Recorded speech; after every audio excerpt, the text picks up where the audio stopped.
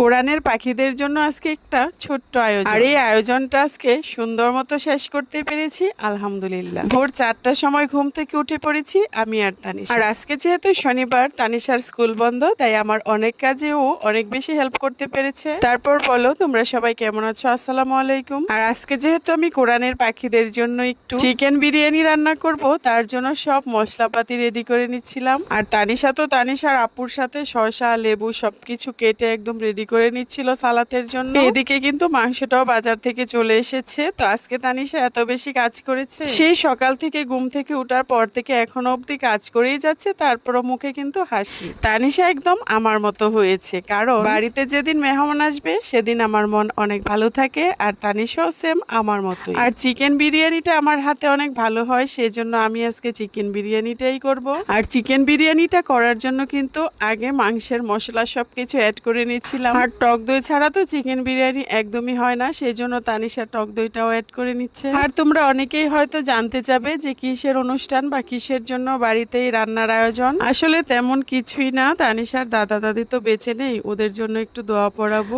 আসলে এই পৃথিবীতে যে যাই করুক না কেন, পরকালে যেন সবাই শান্তিতে থাকে, আল্লাহ পাক যেন সবার ভাগ্যে বেহেশত নসিব করে, এই দোয়াই করি মন থেকে। এই ক্ষণস্থায়ী পৃথিবীর জন্য আমরা কত কিছুই না করি, সম্পত্তির বড়াই, টাকার বাহাদুরি, আর শরীরের শক্তি বা ক্ষমতার অপব্যবহার সবকিছুই তো পড়ে থাকে, শুধু নিয়ে যায় 3 হাত মাটি, মাটির দেহটা তো মাটিতেই মিশে যায়। আমার মা বলেছেন, তোমার মনের ভিতরে যদি কখনো অহংকারী ভাব আসে, তাহলে তুমি কবরস্থানে যাও, সেখানে গিয়ে দেখো তোমার পূর্বপুরুষেরা তোমার থেকে ক্ষমতার অধিকারী, সম্পত্তি পয়সাওয়ালা ছিল, ওদের কবরের ভিতরে হাড়টুকুও অবশিষ্ট নেই, সবকিছু মাটি খেয়ে ফেলেছে। আসলে মায়ের কথাগুলো আমি বসে বসে ভাবি, যখনই আমার মনের ভিতরে কোনো কষ্ট জমা হয়, ঠিক তখনই এই কথাগুলি খুব বেশি বেশি মনে পড়ে। এদিকে তোমাদের সাথে কথা বলতে বলতে কিন্তু আমার রান্নাটাও শেষ পর্যায়ে চলে এসেছে। যেহেতু আজকে আমি 2 হাঁড়িতে বিরিয়ানি রান্না করব, সেই জন্য 1 হাঁড়ির বিরিয়ানি কিন্তু আমার প্রায় রান্না করা কমপ্লিট। আমি খুব ভয় পেয়েছিলাম যে এতগুলো রান্না আমি একা করতে পারবো কিনা। তানিশার বাবা বলছে যে তুমি একাই পারবে।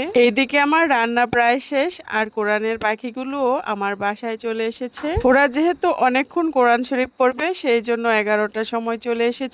আর কিন্তু দুপুর 1টার আগে আমার সব রান্না কমপ্লিট হয়ে গেছে আলহামদুলিল্লাহ। তানিশার বাবাকে কিন্তু বলেছিলাম যে বাবুর্চি এনে রান্না করো, আমি কিন্তু একা নাও পারতে পারি। তানিশার বাবা বলল, তোমার হাতের রান্না সবচাইতে বেস্ট, তুমি রান্না করলে অনেক মজা হয়। আর অফ ক্যামেরায় কিন্তু তানিশার নানু আমাকে অনেক বেশি হেল্প করেছিল। একদম দুপুরের আগে আমার সবগুলো রান্না কমপ্লিট হয়ে গেছে। আর ঘি ছাড়া তো বিরিয়ানিটা কল্পনাই করা যায় না, তাই ঘিটা একটু বেশি করে দিয়ে নিয়েছিলাম। আর নিজের প্রশংসা